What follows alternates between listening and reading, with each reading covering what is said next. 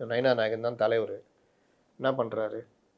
என்ன டீம் ஸ்டாலின் என்ன பேசுவாரோ அதுக்கு எதிர்கருத்து பேசிட்டு இருக்காரு. ஸ்டாலின் சிறந்த மனிதர், ஆனால் அவர் ஆட்சி அப்படி இல்லை. சரியில்லை. இந்த மாதிரி உருட்டி இருந்தா விஜயும் எம்ஜிஆரையும் ஒப்பிடுகிறார்களே அப்படின்னு கேட்டா, விஜயும் எம்ஜிஆரும் ஒப்பிடுவது என்பது வேடிக்கையான ஒன்று. இதா பதில்? வச்சு வெளுக்கணுமா வேணாமா?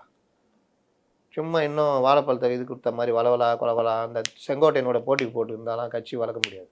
ஆனால் அதுக்கப்புறம் தமிழ்நாட்டை பொறுத்த வரைக்கும் மத அரசியல் பண்ணவே கூடாது. பாஜக அண்ணாமலை பண்ணாரு பாருங்க.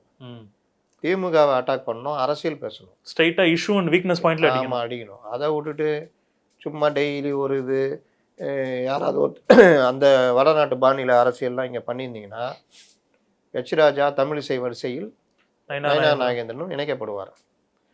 அண்ணாமலை பார்த்தீங்கன்னா வந்த ஒரே ஒரு விஷயம், லாவண்யா விஷயத்தில் மட்டும் தலையிட்டார், வாங்கி கட்டினார். பிறகு அவர் எந்த விவகாரத்துலையும் பெரும்பாலும் அவர் தொட்டதே கிடையாது. என்ன இதுவோ ஃபேக்ட் ஏடிஎம் டிஎம்கே இதுன்னு என்ன அவர்கிட்ட மைனஸு. ஒரு கட்டத்தில் டிஎம்கே உடைய அண்டர் கவர் ஏஜென்ட்டாக மாறி கூட்டணியை உடைக்கிற வேலையெல்லாம் பண்ணார். ஏதாவது பாஜகவுக்கு பிரச்சனை அதுதான். ஒன்று நல்லா இருக்கும், அண்டர் கவர் வேலை செய்யும். இன்னொன்று நல்லா இது விசுவாசமாக இருக்கும், அந்த இது இருக்காது, கண்டென்ட் இருக்காது. அப்போ அதுக்கேற்ற ஆட்களை மற்ற விஷயங்கள்லாம் பண்ணணும். அதை விட்டுட்டு சும்மா உட்காந்து ஸ்டாலின் நல்ல ஒரு இந்த கதைலாம் ஒட்டி இருந்தால் வேலைக்கு ஆகாது. ஸ்டாலின் நல்லவர் தான், அதுக்கு என்ன பண்ண சொல்கிறீங்க?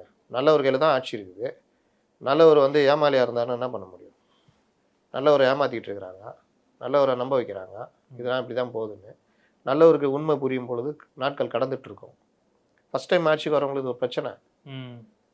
அதிகாரி சுற்றி இருந்து எல்லாம் சூப்பர் சூப்பர் சூப்பர்னு காமிச்சினே போவான், இந்த சைடை திரும்ப விட மாட்டான். அந்த அதிகாரம் மமதை தாண்டி ஒரு ஏமாளித்தனம் இருக்கும். கரெக்ட், எல்லாமே சூப்பர், எல்லாம் பாரு ஜனங்க வாழ்த்துறாங்க. ரோட் ஷோலாம் எதுக்கு சார்? செம்ம வரவேற்பு சார், உங்களும் ஏமாத்துறது. இப்படி இந்த சைடே பார்க்கறது, நெகட்டிவே காமிக்கிறது இல்லை. நெகட்டிவ் காமிச்சா தானே பயம் வரும். எக்ஸாமுக்கு படிக்கணும், படிக்கலன்னா சிக்கலாகிடும், இவ்வளோ சிலபஸ் இருக்குது அப்படின்னா நெகட்டிவ். அது நெகட்டிவ் இல்லை, நம்மளை பயமுறுத்துகிற நல்ல விஷயம். அப்போ பயம் வரும்போது படிக்க ஆரம்பிப்போம்.